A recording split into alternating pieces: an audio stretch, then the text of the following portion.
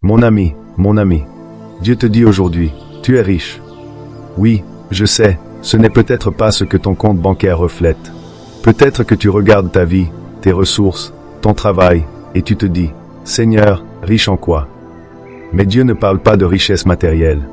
Il parle d'une richesse bien plus grande, une richesse céleste, éternelle, inépuisable. Tu es riche en Christ. Riche de sa paix quand tout autour est chaos. Riche de sa joie quand tout semble gris. Riche de sa sagesse quand le monde est confus.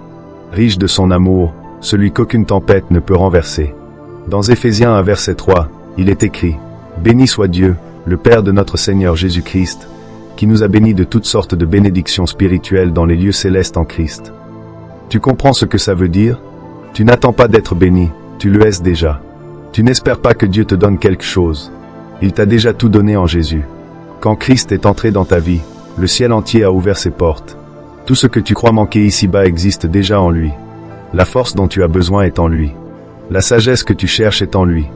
La provision que tu attends est en lui. Alors arrête de te comparer. Arrête de penser que ta vie est en retard. Ce que tu cherches n'est pas là-bas, c'est déjà en toi. La vraie richesse, c'est d'avoir Christ. Parce qu'en lui, tu as tout ce qui est essentiel, la paix, la direction, la vie éternelle, et surtout la présence de Dieu lui-même. Regarde Paul. Il n'avait pas de maison, pas de fortune, pas de confort. Et pourtant, il disait, « J'ai appris à être content dans l'état où je me trouve. » Philippiens 4 verset 11. Pourquoi? Parce qu'il avait compris que tout ce dont il avait besoin était déjà en Christ. Et Dieu te dit aujourd'hui, « Mon enfant, tu n'as pas besoin d'avoir plus pour être plus. Tu n'as pas besoin d'acquérir pour exister.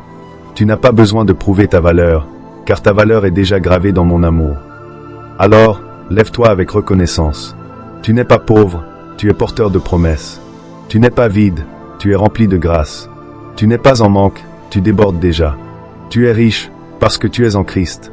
Et cette richesse-là, personne ne peut te la voler.